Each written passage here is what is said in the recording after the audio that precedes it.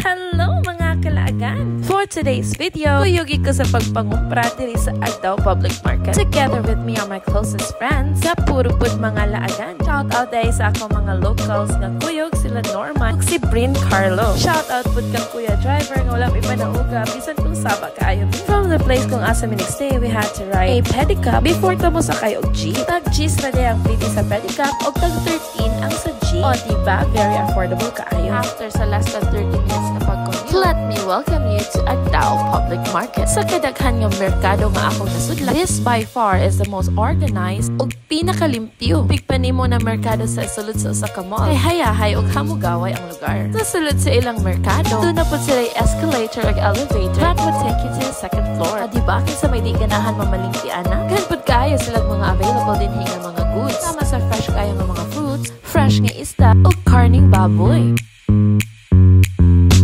Sa ako pong nabantayan, ang ilang presyo din sa mga baligya is very reasonable. Isan kung mahalon feels ilahang merkado, barato ra gihapon kaayo ang ilang baligya o very convenient food ng aring kadiri ng merkado. If you ever plan to go to Davao City and cook, Agdao Public Market is really a must to visit. Maulang sa to for now. May magluto pa mi para sa among balunon para adto na mo sa sama. Until our next lag, bye-bye!